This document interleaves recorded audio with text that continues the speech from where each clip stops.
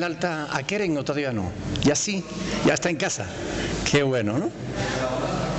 Qué bueno, gloria a Dios. Me alegro un montón.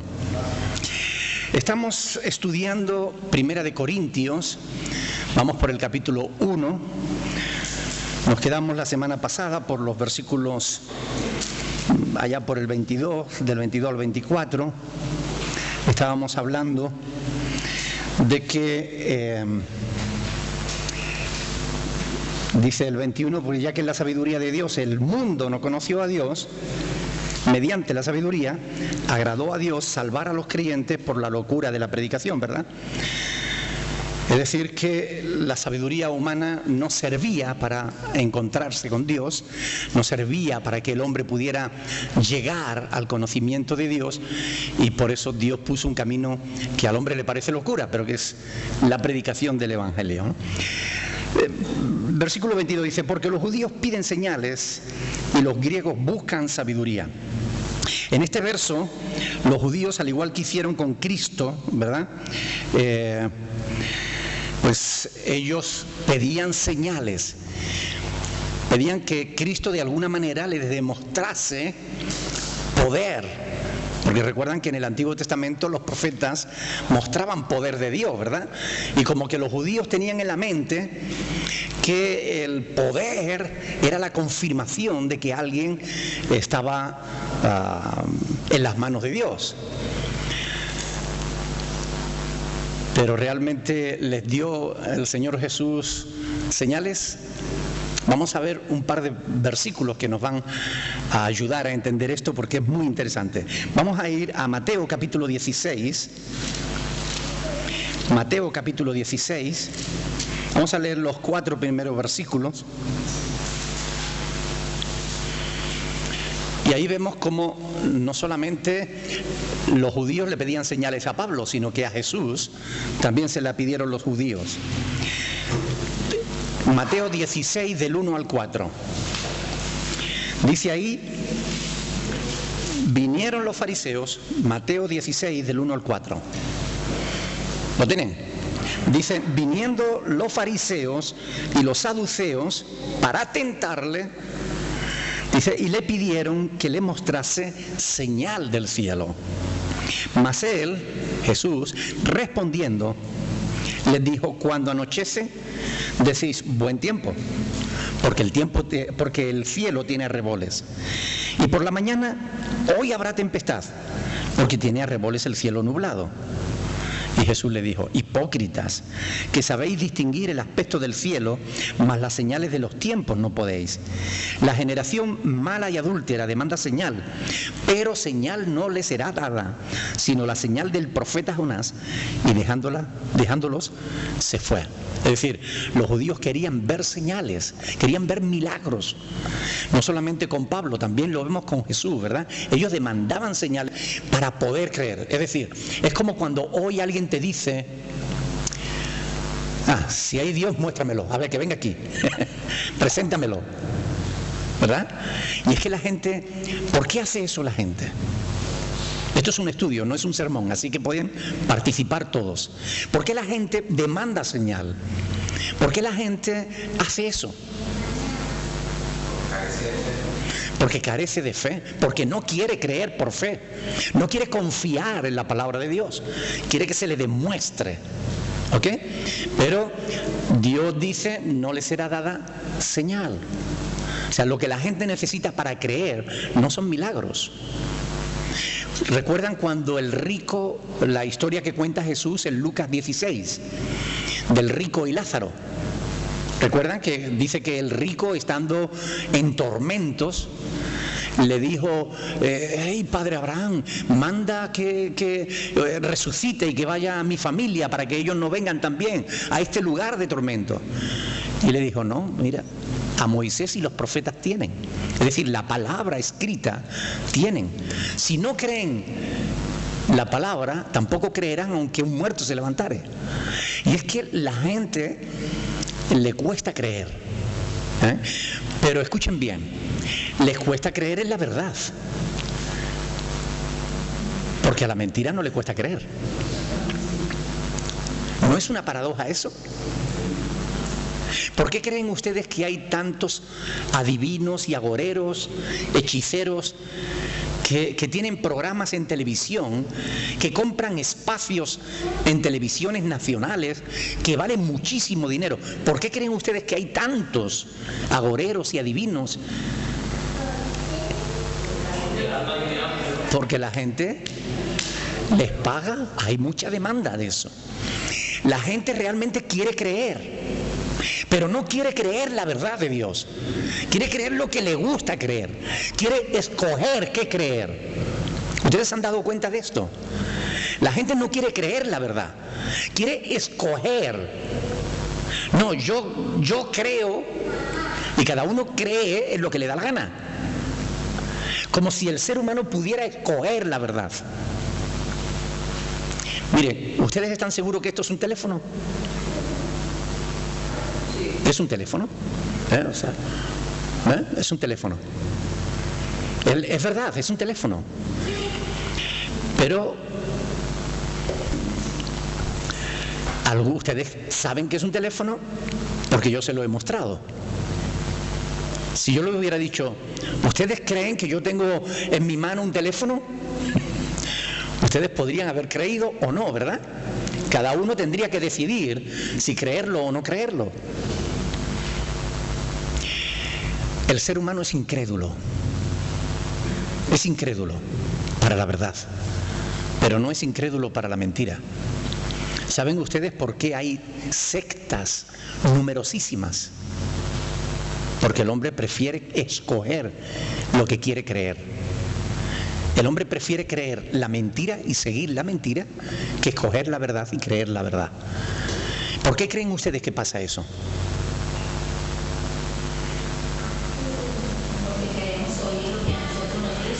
Porque queremos oír lo que nos gusta. La pregunta es, ¿por qué creen ustedes que la gente prefiere escoger en qué creer antes que creer en la verdad? Para callar su conciencia. Para seguir viviendo en la mentira. ¿Y por qué? Porque se quiere engañar el ser humano.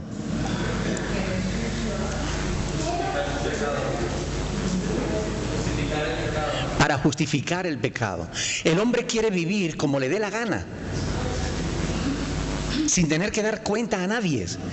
Pero la verdad es que el ser humano va a tener que dar cuenta delante de Dios.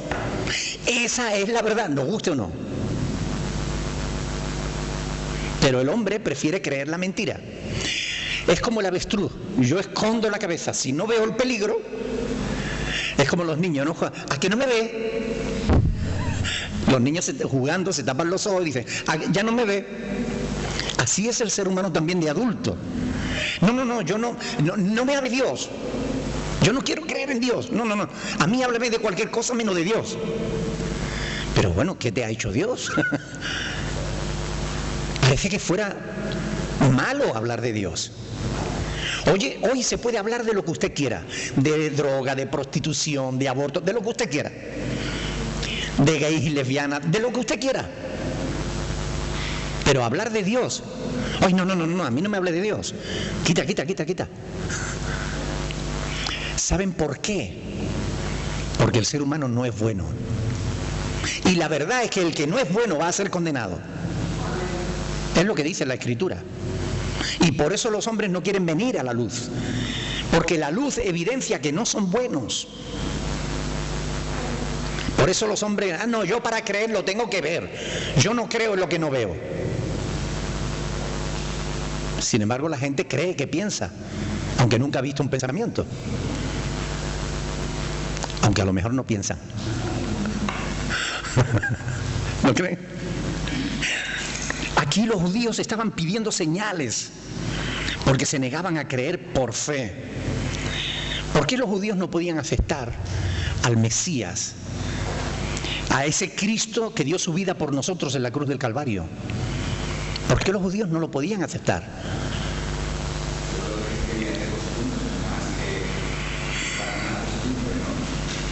Serían siempre el Evangelio de Moisés, porque el Antiguo Testamento, pero no estaban conformes, ya no estaban acostumbrados a eso, no podían. Por costumbre. Es que ellos, a ver, Tirse, falta de fe. Es que ellos tenían en mente un pasaje del Antiguo Testamento que a ellos les impedía entender que el Mesías pudiera ser crucificado. Porque estaba escrito en Deuteronomio 21:23, maldito todo aquel que es colgado de un madero. Y para un judío pensar que el Mesías, el enviado de Dios, Dios, el Salvador del mundo, muriera, eso no entraba en su mentalidad. Y mucho menos que muriera por muerte de cruz, que era la muerte más vergonzosa que había en aquella época. Por eso a los judíos les costaba creer, porque sus prejuicios religiosos le impedían aceptar esas verdades. Pero esa era la verdad, Jesús era Dios. Cuando el ángel anunció su nacimiento, dijo, se llamará Emmanuel, que traducido quiere decir Dios con nosotros. Y será Jesús, el Salvador. Ya desde el principio, desde antes de nacer, nos estaba diciendo. Pero Jesús mismo dijo, quien me ve a mí ha visto al Padre. Yo y el Padre uno somos. Jesús estaba afirmando que Él era Dios. Pero los hombres no querían creerlo. Preferían creer en su religión. Y los griegos, porque fíjense que aquí en Primera de Corintios, donde estamos, dice que los judíos pedían señales y los griegos ¿qué pedían? Sabiduría. ¿Por qué? ¿Por qué pedían ellos sabiduría? Porque necesitaban la necesidad de justificar. No. Para entender lo que necesitaban enseñar. Para entender, ellos le daban muchísima importancia a la mente, al conocimiento, a la sabiduría. Y para ellos la sabiduría era muy importante, ya lo vimos la semana pasada, ¿verdad? Pero su conocimiento, el conocimiento que ellos tenían de las divinidades que conocían, les impedían creer que Dios pudiera morir. Si Cristo era Dios y Dios moría, ha muerto Dios. No podían entender que en Cristo se daban las dos naturalezas, Dios y el hombre. Quien muere no es Dios, es el hombre. Y a veces como que no se entiende esto. Bueno, ¿y cómo puede morir Dios? No, Dios no murió. Murió Cristo, humano, el hombre, la naturaleza humana de Cristo. Cristo siendo Dios se hizo hombre para morir por nuestros pecados, para pagar la culpa de nuestros pecados, para librarnos de la condenación eterna. Pero quien muere es la persona de Cristo, es Jesús, no es Dios. Es como cuando el católico dice María, madre de Dios. Oiga, no, María es madre de Jesús, no es madre de Dios, porque entonces quiere decir que María es antes de Dios y engendró a Dios, y no es así. María no engendra a Dios, engendra el cuerpo humano de Cristo, engendra a Jesús, el Hijo de Dios, pero no a Dios. Aunque en Jesús se da esa doble naturaleza de ser hombre y de ser Dios. ¿Ok? ¿Lo entienden o hay? Es importante, por eso los griegos que les gustaba darle vuelta a la cabeza y entenderlo todo, había algunas cosas que cuando no las entendían, las rechazaban. Esto le pasa a muchas personas también hoy en día. Cuando hay algo que no entienden, la rechazan. No, eso no puede ser así. Yo no puedo entender eso. Pero bueno, hay muchas cosas que yo no entiendo y eso no significa que no sean verdad. Simplemente que yo no tengo conocimiento de eso. Por ejemplo, yo recién llegado aquí a la isla, yo voy a hacer una instalación de gas y empiezo a buscar por todos lados una tubería, unos tubos de 10 milímetros de acero para hacer la tubería de gas. Y me dicen, no existe, eso no existe. Bueno, mire, yo vengo de la península, allí he hecho pues muchísimas instalaciones y las he hecho con tubo de acero, con tubo de... No, eso es imposible. Las tuberías de gas siempre son de cobre. Bueno, sí, eran de cobre, pero también de acero. No, eso es imposible, eso no existe. Y a uno le da ganas de decir, pero vamos a ver, que usted no las tenga, que usted no la conozca, no quiere decir que no exista, porque yo las he puesto, ¿verdad? Pero a veces no queremos creer lo que no entendemos. Y no entendemos lo que no vemos por nosotros mismos. Así que los griegos estaban igual que los judíos. O me lo enseña o me ayudas a entenderlo o no estoy dispuesto a creer. Pero ellos pedían sabiduría porque tenían que entender y no entendían. Ahora, los griegos en su concepción dual, es decir, los griegos dividían al hombre en dos partes, mente y cuerpo. La Biblia lo divide en ¿cuántas? En tres: cuerpo, mente y espíritu. Por eso a los griegos le faltaba conocimiento de algunas cosas. Había cosas que no podían entender, las cosas espirituales no las podían entender, porque ellos no creían en el espíritu del ser humano, creían en la mente del ser humano, la mente, la capacidad de la mente. Ahora bien, nosotros, dice Pablo aquí en el capítulo 1, versículo 23, pero nosotros predicamos ¿a quién?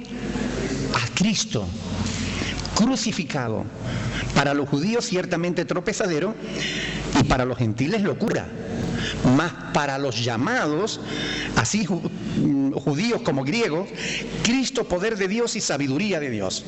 Es decir,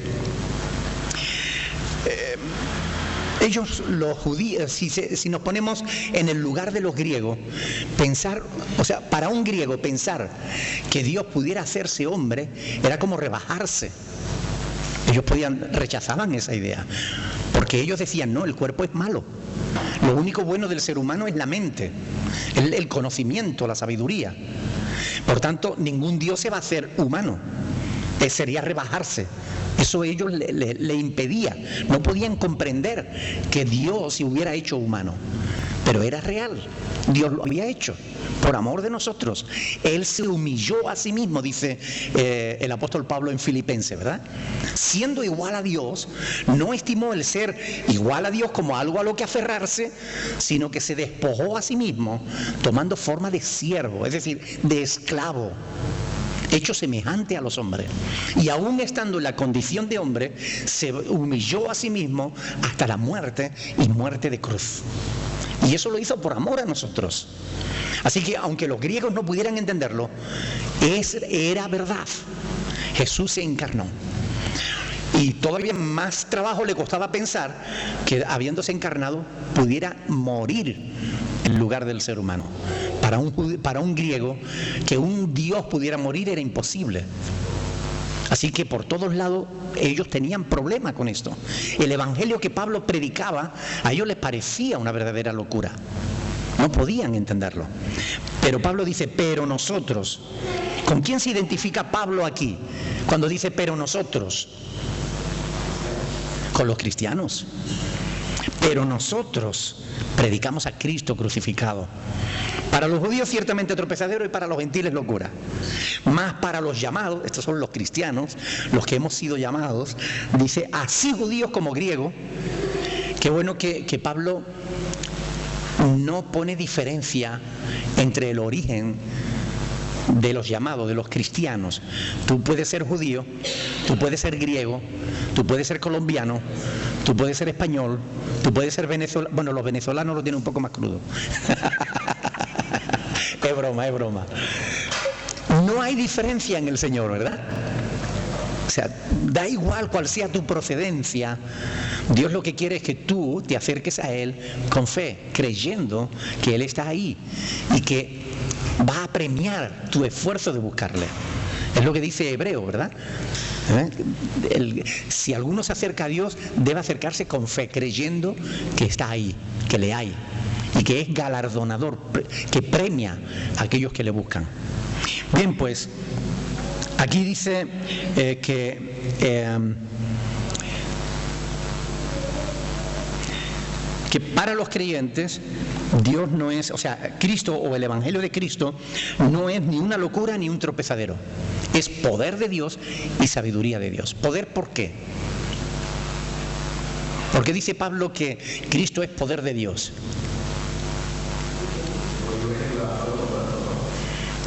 Pero eso...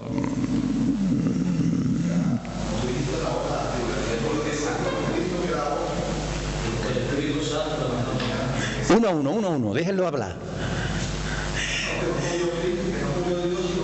Sí. Sí, pero me refiero al Evangelio, porque dice Pablo que el Evangelio para nosotros los cristianos es poder de Dios. Ahí está.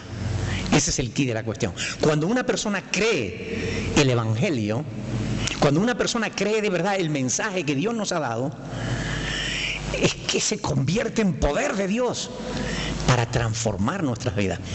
¿Hay aquí alguien que mirando para detrás pueda decir que su vida ha cambiado por creer en el Evangelio? ¿Sí?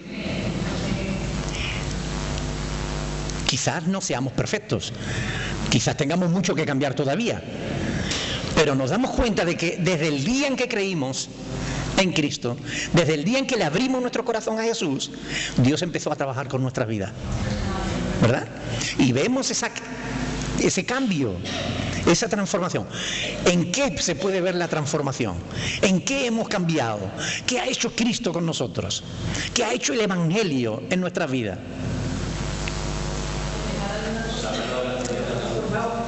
Nos ha transformado, pero ¿en qué? ¿De qué manera? Algo práctico, algo que sea tangible, que se pueda ver. ¿Testimonio? ¿Pero de qué? ¿Qué testimonio? Algo práctico. ¿Perdón? Nuestra forma de hablar ha cambiado. Óscar. ¿Eso no es una transformación? Hay personas que no pueden perdonar, que se esfuerzan, que quisieran perdonar, pero no pueden, ¿verdad? Pero cuando alguien abre su corazón a Cristo y acepta el Evangelio del Señor, Dios empieza a tratar con ese corazón y llega un momento en el que puede perdonar aquello que antes no podía perdonar. Perdón de Dios. Claro, porque uno entiende por el Evangelio que Dios ha perdonado a nosotros, ¿verdad? Y hay aquí alguien que no tenga, o sea, que nunca haya tenido nada que Dios le tuviera que perdonar. ¿No? ¿Todos aquí sois pecadores igual que yo? En realidad todos hemos tenido que ser perdonados, ¿verdad? Y cuando uno es perdonado, o cuando uno recibe perdón, tiene perdón para poder dar. Si tú nunca has sido perdonado, no tienes perdón, te va a costar perdonar, porque nunca fuiste perdonado. Pero cuando uno entiende la palabra de Dios, lo que Dios hizo por nosotros, cómo tomó todos y cada uno de nuestros pecados, desde el más pequeño hasta el más grande, y pagó por él, y lo quitó de en medio, y lo arrojó al fondo del mar, y no se volvió a acordar más de él. Cuando uno entiende eso, uno está más dispuesto, ¿verdad?, para perdonar a los demás, porque nos damos cuenta de que todos fallamos, ¿verdad? ¿En qué más se puede notar la transformación que el Evangelio produce en una vida? Aparte de perdonar.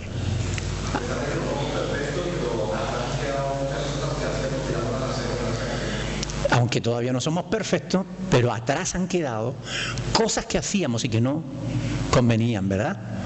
Es decir, nuestra vida, nuestra conducta se transforma también. Conozco personas que eran alcohólicos y que dejaron de serlos al creer en el Evangelio. Conozco personas que eran adúlteros y que dejaron de serlo al convertirse de verdad al Evangelio. Ese cambio no lo produjo el venir a la iglesia Berea. Oiga, a la iglesia Berea no le puede usted cambiar nada. Lo que produce el cambio es que tú abras tu corazón al Evangelio que tú creas a Dios y que Dios tiene un plan para tu vida. Eso es lo que cambia nuestra vida. Amén. Y podemos ver, por eso decimos, para nosotros, los que creemos, para nosotros los llamados, Cristo, poder de Dios. Amén. Y sabiduría de Dios. ¿Por qué sabiduría? A ver, ayúdenme. Dice Cristo, poder de Dios y sabiduría de Dios, ¿no? ¿Por qué sabiduría? Porque podemos entender la palabra. La sabiduría, cuando creemos en el Evangelio, Dios nos da sabiduría para salvación. ¿Recuerdan las palabras del apóstol? Dice, las escrituras que te pueden hacer sabios para salvación. La palabra de Dios nos hace sabios. Dice el salmista, Señor, me hiciste entender más que los ancianos de mi pueblo. Porque la sabiduría que Dios da no depende de la edad, depende de la palabra. Cuando tú llenas tu vida de la palabra, Dios te da sabiduría.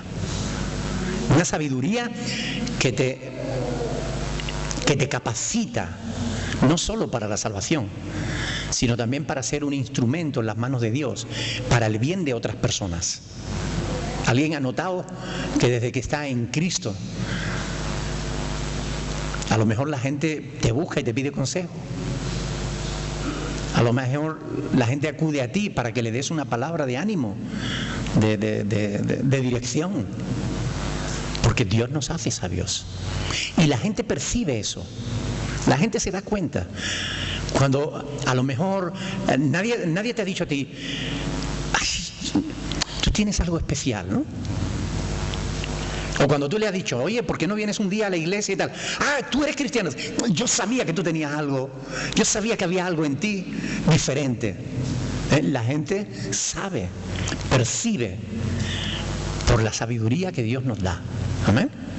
Cristo, poder de Dios, sabiduría de Dios. Ahora miren, quiero que se fijen en esto. Versículo 25. Porque lo insensato de Dios es más sabio que los hombres. Y lo débil de Dios es más fuerte que los hombres. ¿Por qué dice Pablo esto? Esto no es algo que debe quedar por sentado, no debe darse por sentado. ¿Por qué Pablo se ve en la obligación de tener que decir estas cosas? Por la altivez. Efectivamente, el pueblo, o sea, la iglesia de Corinto era una iglesia muy, muy altiva, muy orgullosa. Era una iglesia donde discutían entre sí a ver quién era más importante. Y Pablo le dice aquí, lo insensato de Dios es más sabio que los hombres y lo débil de Dios es más fuerte que los hombres. ¿Por qué dice esto? Porque ellos le estaban dando más importancia a la sabiduría humana, la sabiduría de los griegos, que a la sabiduría de Dios. Le estaban dando más importancia a los hombres que a Dios. ¿Cómo se puede comparar a las criaturas con el Creador? Es que es absurdo, es necio, es necedad. ¿Logrará alguien superar a Dios en algo? ¿Conseguirá el hombre derrotar a Dios en alguna área? No tiene sentido, ¿verdad? Suena a verdadera estupidez. Y es que lo es. El hombre, en su egolatría, en su orgullo, se considera a sí mismo tan poderoso como para enfrentar y afrentar a Dios. Enfrentar es como porque a mí me lo han dicho la gente. Me ha dicho, deja que yo llegue al cielo que se va a enterar Dios. Por Dios. Enfrentar es enfrentarse. Pero ¿quién puede enfrentarse a Dios y seguir vivo? Y afrentar, ofender a Dios. El hombre se cree tan poderoso como para poder afrentar, ofender a Dios. Hay gente que ofenden a Dios. que no saben la necedad que hacen. Hay gente, el ser humano, que se cree tan sabio que no necesita de Dios. A mí no me habla de Dios, yo no necesito a Dios para nada.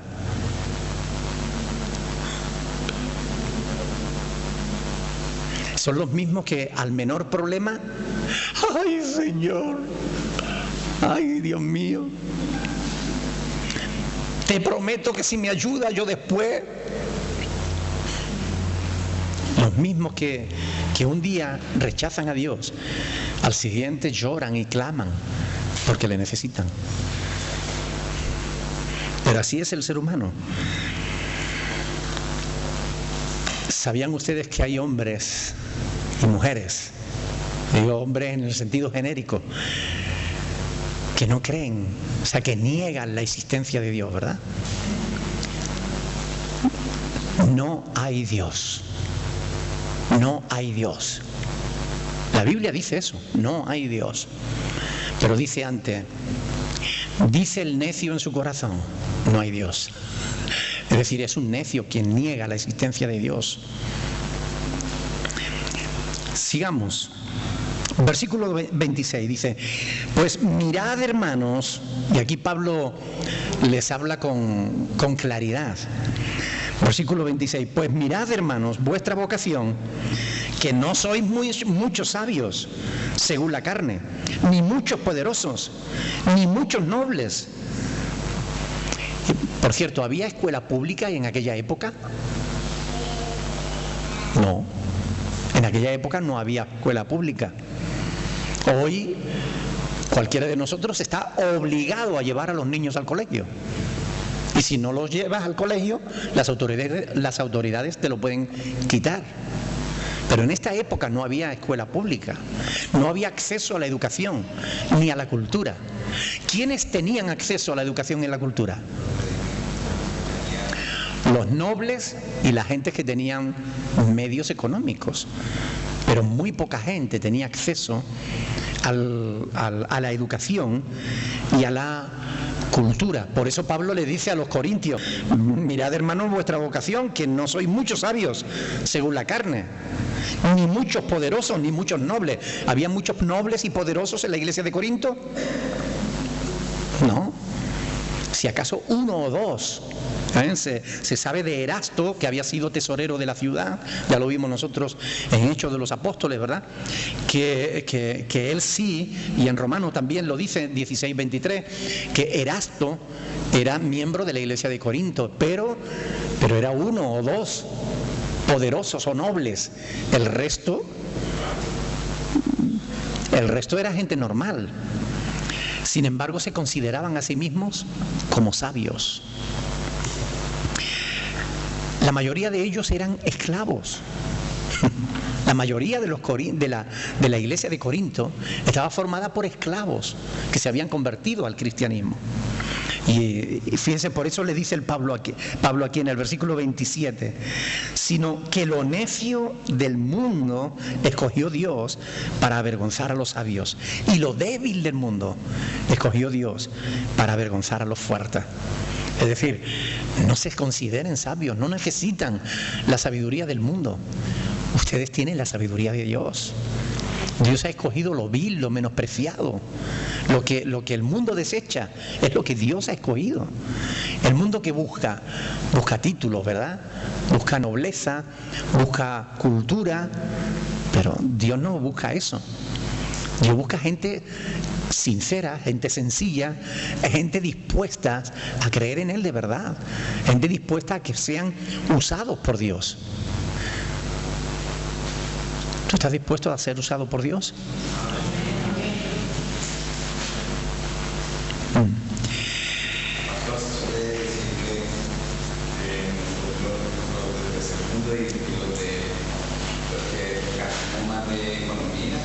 Siempre buscamos más de Dios por la necesidad, ¿no? O sea, eso es lo que hace ver la gente del mundo, que nosotros buscamos más a Dios por la misma necesidad que tenemos, y por eso nos aferramos a un Dios. Bueno, curiosamente, los grandes científicos son gentes de fe. Es decir, los científicos más importantes a nivel mundial son gente que creen en Dios y que defienden la palabra de Dios.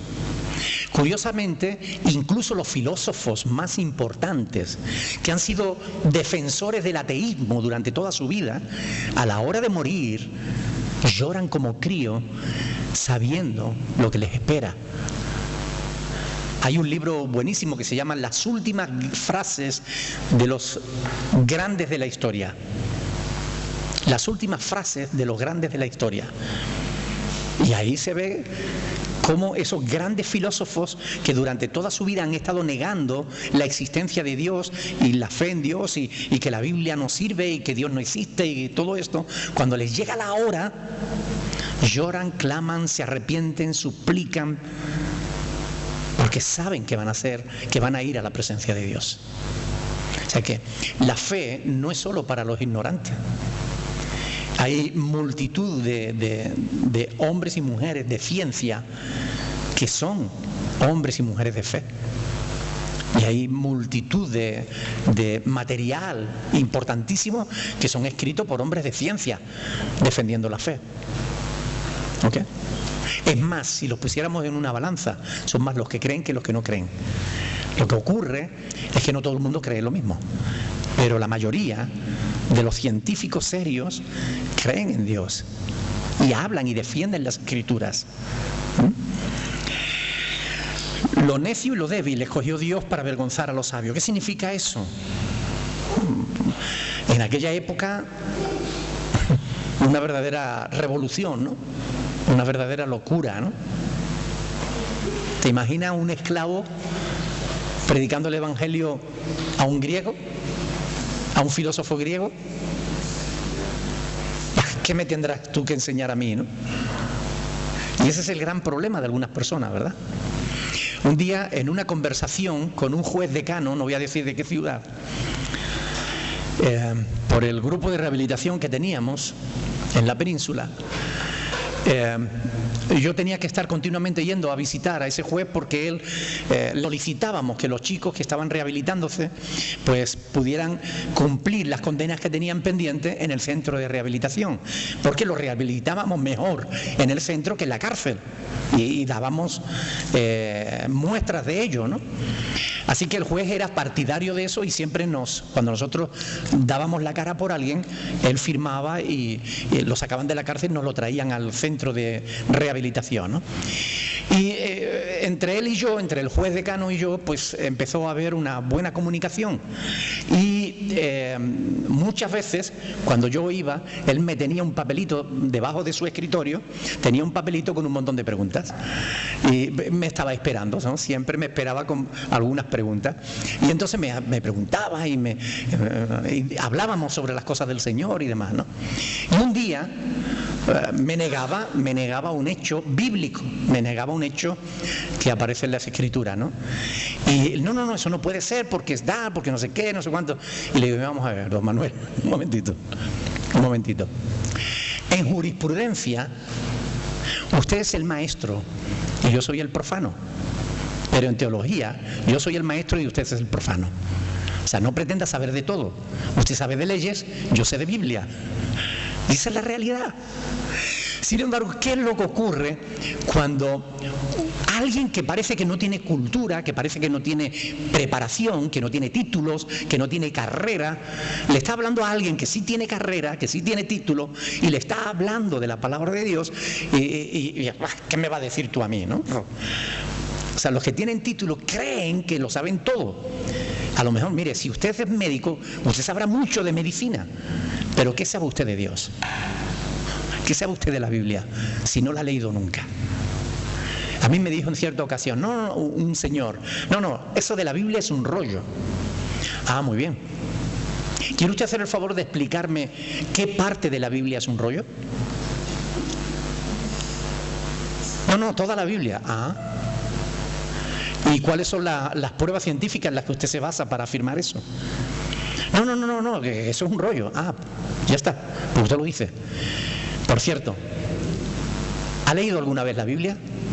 No, yo no tengo que leerla para saber que es un rollo. ¿Con qué facilidad hablamos de lo que desconocemos, verdad? con qué facilidad rechazamos aquello que queremos rechazar y que no nos da la gana de investigar. Sería más fácil estudiarla y después, con conocimiento de causa, decir, pues sí, mira, es un rollo, o no, no es un rollo. John McDowell, un científico norteamericano, él es catedrático de varias universidades, es un orador muy conocido en Estados Unidos, ha hablado a millones de jóvenes en todas las universidades. Él va a los campus, establece allí ¿cómo le llaman? Una plataforma en el campus y reta a los jóvenes a que le hagan preguntas, que le planteen dudas sobre la fe. Él dice, yo soy cristiano y quiero que ustedes ataquen mi fe. Él ha escrito multitud de libros buenísimos, pero antes de convertirse, él era un ateo convencido. Él era un profesor de universidad que no creía en Dios y que creía que la Biblia era un rollo. Así que un año en que los estudiantes de su clase iban a terminar y él tenía que mandarle una tesis, un estudiante era cristiano y le estaba hablando de la Biblia y él les dijo, bueno, hagamos un reto, hagamos la tesis sobre la Biblia, investiguemos la Biblia, demostremos que la Biblia es mentira. Y dedicaron bastante tiempo y bastante dinero. Creo que fueron 7 años para hacer esa tesis y viajaron por todo el mundo. Visitaron el Museo Vaticano, el Museo de Tyne de Londres, donde están los originales, los trozos de originales de la Biblia que se conservan, los tuvieron en sus manos, pudieron estudiarlos, pudieron profundizar en el tema. Y cuando terminó esa investigación, John McDowell se arrodilló y pidió perdón a Dios.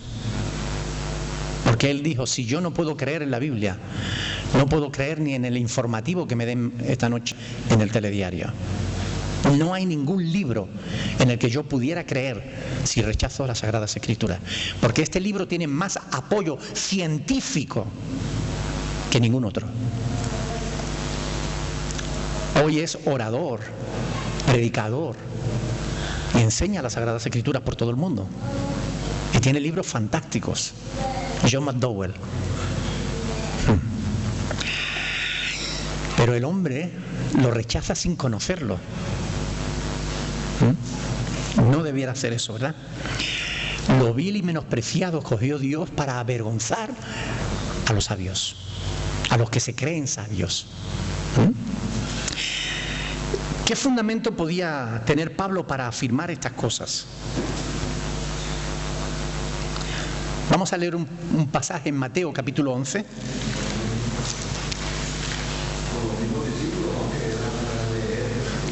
Que eran gente sencilla, claro. Pero además, en Mateo capítulo 11, versos 25 y 26, dice, en aquel tiempo, respondiendo Jesús, dijo, Mateo 11, 25, 26, te alabo, Padre, Señor del cielo y de la tierra, porque escondiste estas cosas de los sabios y de los entendidos y las revelaste a los niños. Sí, Padre, porque así te agradó. Amén. A Dios le ha agradado esconder esta sabiduría del cielo a los sabios, a los entendidos. Y se la revela, se la manifiesta a la gente sencilla, a lo que es vil y menospreciado por el mundo, porque así le ha agradado a Él. ¿Por qué es posible que una persona que no tenga preparación pueda tener más sabiduría que alguien que se ha llevado un montón de años estudiando en universidades? ¿Cómo es posible eso? Es posible porque así a Dios le ha placido.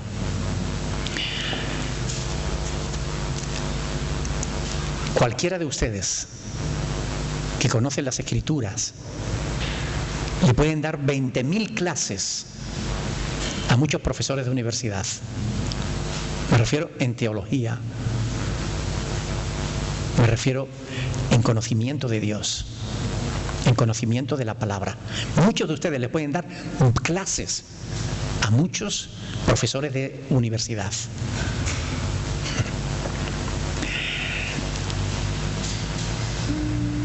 Aunque los griegos y la gente del mundo en aquella época considerase a los miembros de la iglesia de Corinto como nada, como algo vil y menospreciado, sin embargo Dios no lo menospreció.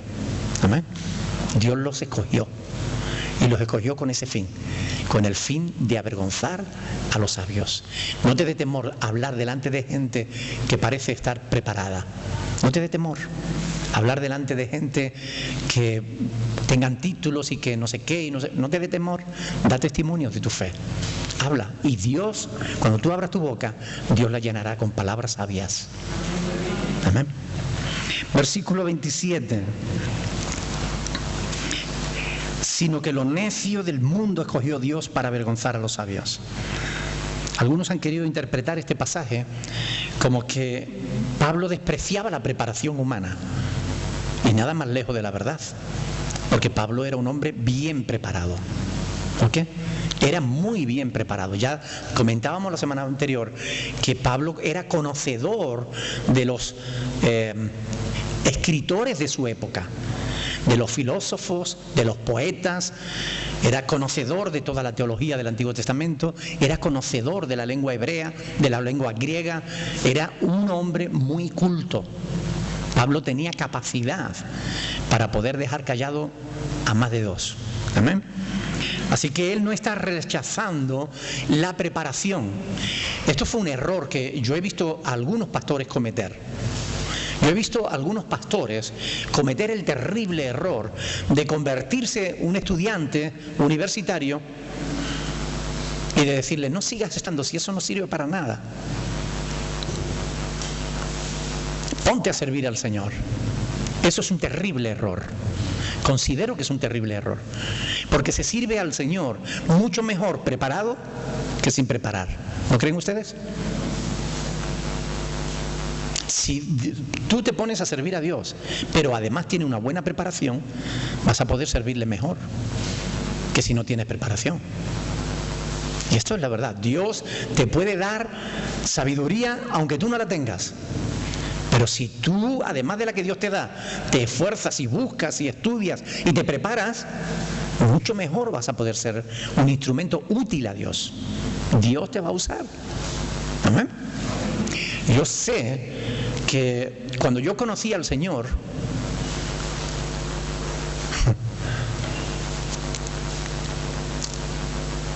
yo no había hecho la universidad, ni siquiera había terminado secundaria, porque en aquella época no era secundaria, se llamaba de otra manera. Yo salí del colegio en quinto de EGB, Enseñanza General Básica, lo que se llama la primaria. Pero cuando Dios me llamó, lo primero que yo noté fue que Dios me dio una capacidad que yo no tenía, un anhelo por el estudio, por prepararme. Y yo sé que por cada media hora que yo dedicaba a estudiar, me rendían como si hubiera estudiado 10. Pero mire, yo estudié. Yo notaba que Dios me estaba dando conocimiento, pero yo estudiaba más. Y hoy día llevo 30 y tantos años sirviendo al Señor y sigo estudiando y preparándome. Yo no desecho la preparación. No hay que desecharla, hay que estar preparado, hay que estudiar. Si tú quieres saber, tienes que estudiar. Y eso te va a ayudar a que tú seas más útil en las manos del Señor, porque vas a poder ayudar a más personas. No es lo mismo un pastor preparado que un pastor no preparado. No es lo mismo. Desgraciadamente, uno de los grandes males que hoy tiene la iglesia en el mundo es la falta de preparación de los pastores. Ese es uno de los peores males. Por eso hay tanto cristiano ignorante. Hay cristianos de domingo, como yo le llamo, Cristianos que cogen la Biblia solo para ir al culto y que la leen solo en el culto, pero que después cogen la Biblia, la sueltan en casa y no la vuelven a coger hasta el domingo siguiente. Y ese cristiano es un cristiano raquítico. Porque ¿cómo estarías tú físicamente si solo comieras el domingo? ¿Verdad que no te mantendrías? Te irías secando poco a poco. Y así muchos cristianos se van secando poco a poco. Porque no se les enseña. Y nadie puede enseñar lo que no sabe. Para enseñar hay que aprender. Y para aprender hay que estudiar. Dios nos da sabiduría, es cierto. Pero también nos demanda que nosotros escudriñemos, estudiemos, nos preparemos. ¿Amén? Bueno, debemos tener la actitud correcta en cuanto a eso, ¿no? En cuanto al conocimiento de la palabra. Porque no es conocimiento por conocimiento, sino conocimiento para servicio.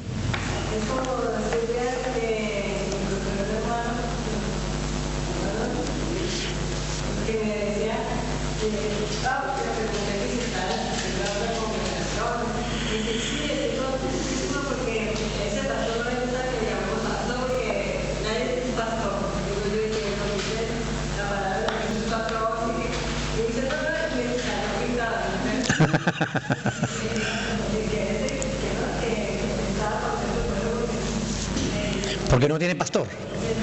Claro. Es que hay personas que quieren ser cristianos, pero a su manera, no a la manera de Dios. Entonces, claro, la manera de Dios la tenemos aquí escrita. Entonces rechazan la palabra, cogen algunos versículos, los cortan o los rompen, o los anulan o los tachan, y eso no leen siquiera. Porque cuando la palabra de Dios dice que Dios instituye pastores en la iglesia, ellos dicen, no, pastores no existen. Ah, vale.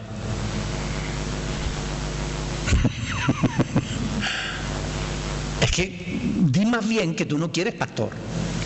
Que tú no quieres a alguien que te supervise, alguien que te enseñe y que te corrija. Di que no quieres eso, pero no diga que no hay pastores en la iglesia porque Dios los pone. Pero a veces queremos hacer las cosas a nuestra manera. Sí, yo creo en Dios, pero a mi manera. Oiga, no, mire, solamente hay una manera de creer en Dios y es a la manera de Dios. Si no, usted no está creyendo en Dios, usted está creyendo en sí mismo. Y en lo que usted quiera. Bien, miren, ¿para qué escogió Dios lo vil y menospreciado del mundo? Dice, para deshacer lo que no es, lo escogió Dios para deshacer lo que es. Todo esto, ¿por qué? ¿Para qué? ¿Cuál es el fundamento? ¿Cuál es el objetivo? ¿Cuál es el fin? ¿Cuál es la finalidad de todo esto que estamos estudiando? Lo que decía antes el hermano, dice, a fin de que nadie se jacte en su presencia. Amén. Es decir, a fin de cortarle las alitas a los que se creen más sabios que Dios.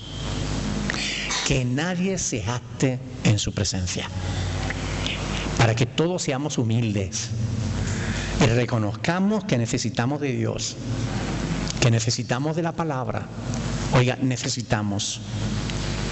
Si queremos la verdadera sabiduría, no la busquemos en los hombres, busquémosla en Dios. Esa es la verdadera sabiduría. Esa es la sabiduría para salvación. La palabra de Dios te puede hacer sabio para salvación. La sabiduría del hombre te aparta de Dios y tú, creyéndote sabio, te haces un necio. Pero cuando tú crees a Dios, entonces te haces sabio para salvación. Amén. Ese es el propósito de toda esta disertación de Pablo. Que la humildad y no el orgullo ni la vanidad es la manera correcta de llegar a Dios. A Dios no llegamos por nuestro conocimiento. A Dios no llegamos por nuestro poder, por nuestra sabiduría. A Dios llegamos si somos humildes. Alguien dijo en cierta ocasión, en medio de una predicación, dijo, la puerta del cielo, algunos la pintan grande, ancha y hermosa. Pero la puerta del cielo ni es grande ni es ancha, ni es hermosa, es chiquitita y estrecha, para que nadie que no sea capaz de humillarse pueda entrar allí. O sea, allí para entrar en el cielo hay que agacharse, si no, no entras. Los orgullosos no pueden entrar en el reino de los cielos, porque a los orgullosos Dios los mira de lejos. Amén. Es lo que dice la palabra del Señor. Versículo 30.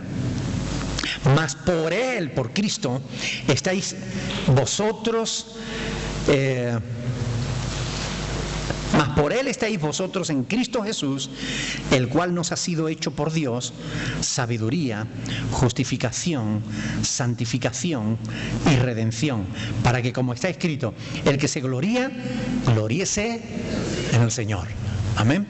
En nada más. En nada más. Por Él estáis vosotros en Cristo Jesús, el cual nos ha sido hecho por Dios sabiduría. Ya hemos visto lo que eso significa. También se nos dice justificación, y la justificación es como una sentencia judicial donde Dios te declara inocente. Y esto es importante. Cuando tú crees en Cristo, es como si Dios te entregara una sentencia en el que te dice: eres inocente. Pero Señor, si yo soy pecador, si yo no merezco ser tratado como inocente, ¿sí? Pero eres inocente porque Cristo pagó por tus pecados. Tú eres libre. Toma la sentencia, eres libre. Eso es la justificación. Dios nos justifica. No porque nosotros seamos justos, sino porque nos aplica a nosotros la justicia de Cristo. Y a Él le aplicó nuestras maldades. Por eso Cristo tuvo que morir, porque Dios cargó sobre Él nuestros pecados. Y a nosotros nos carga la justicia de Cristo. Su buena conducta, su buen hacer. Dios nos mira a través de la sangre de Cristo y nos ve perfectos. Tú te miras y tú dices: ay, no. Te ves defectos de todos colores, ¿verdad? Pero Dios te mira y te ve perfecto. Él no te ve defectos. Eso es la justificación, que Dios te declara justo, inocente. ¿Qué es como dice ahí después? Santificación.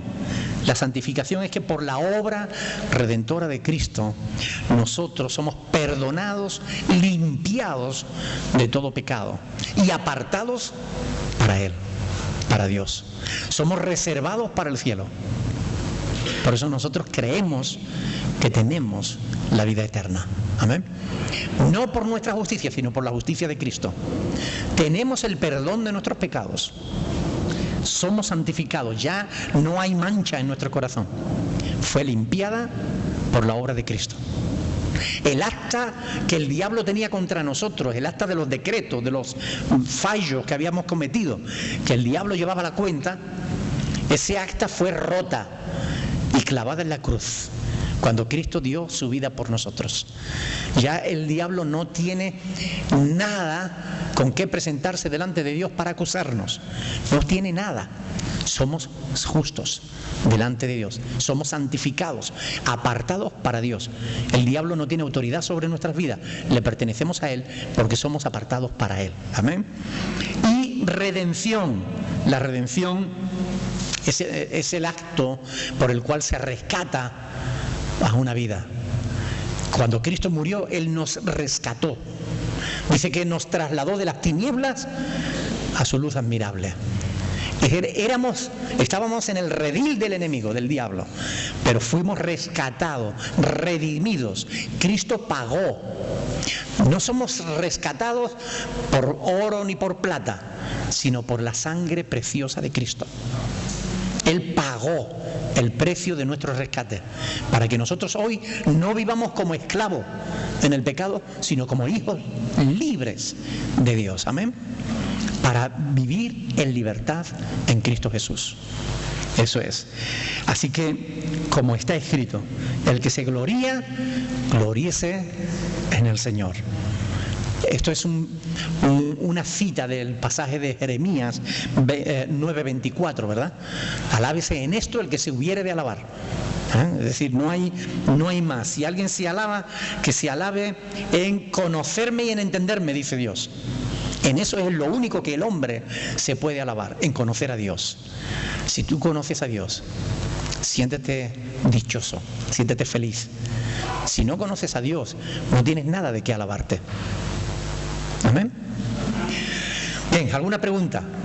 ¿Algo que no haya quedado claro? Se nos ha ido el tiempo. ¿Alguna duda?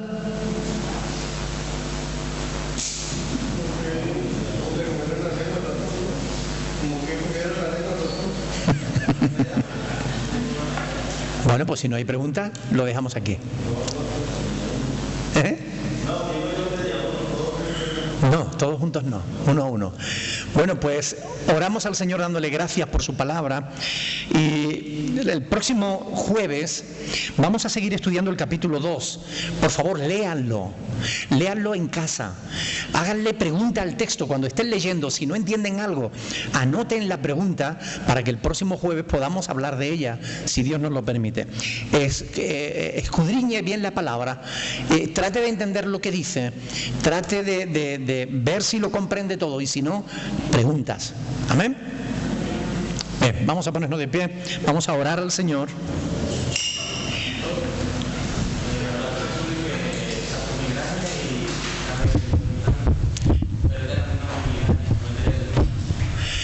Bueno, vamos a orar por Zuli, que está con migraña. ¿Quién? Alejandra también, cierto. Seguir orando por Keren para que el Señor termine de sanarla también. Por Samuelito, el de Andrés, el pastor Andrés y Katia, que también está con fiebre. Jacob, el niño de Mario, que sigue también, están que no salen de dejar esa fiebre, ¿no? Vamos a orar para que Dios realmente obre con poder y que lo sane a todos los chicos y podamos estar tranquilos con ellos. Amén. Miren, próximo domingo vamos a tener un culto hermoso. A las 10:30 vamos a estar aquí orando al Señor, y a las 11 vamos a comenzar a alabar y a glorificar el nombre del Señor, y Dios va a tener un mensaje para nosotros. Así que sean puntuales el próximo domingo para glorificar al Señor. Amén. Juntos como pueblo de Dios. Después por la tarde nos han invitado los hermanos de la Iglesia Remanente de Israel, porque están de aniversario, y me han pedido que predique allí en la Iglesia Remanente de Israel. Así que los que quieran podrán tener culto por la mañana y por la tarde. Así que estén orando para que Dios... es en la calle Barcelona. A las 5. A las 5. Es un poquito temprano, pero es la hora que pusieron. Ya estamos participando en la Feria del Libro. Nuestra hermana Ana Ruth y Javier, Karen y alguien más había allí esta tarde. Ya están allí, y todo el que quiera, por favor, colaborar, póngase en contacto con ellos. Es que este año nos ha cogido muy de sorpresa, pero bueno, ya estamos allí. Estamos haciendo acto de presencia, y le hemos pedido a la librería Tindaya que nos dejara algunos libros para tener allí, para tener algunos libros, porque no teníamos nada aquí. Así que, bueno, pues pasen por allí y apoyen a los hermanos que están allí dando testimonio de nuestra fe en Jesús. Amén. Bien, vamos a orar. Alguien, por favor, que quiera orar, despidiéndonos del Señor y pidiéndole al Señor para que el domingo realmente podamos disfrutar en la presencia de nuestro Dios. Aleluya.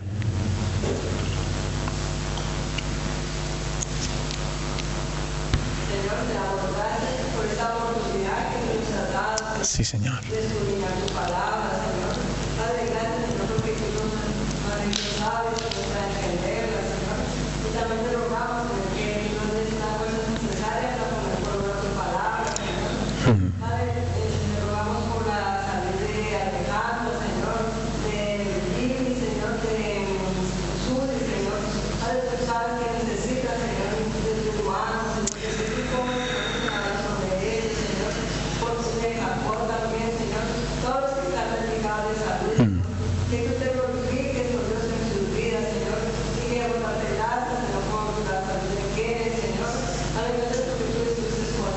Sí, Señor. También los libros tenemos aquí, Señor. Que la adoremos y te glorifiquemos, Señor, porque tú te lo mereces, Señor. Que seamos agradecidos, Señor, por todo lo bueno que tú eres, Señor. Ahora te rogamos, Señor, que tú llenes a nuestros hogares con tu paz y con tu bendición. Sí, Señor. En el nombre de Jesús, amén. Amén, Padre. Amén. Muy bien, salúdense unos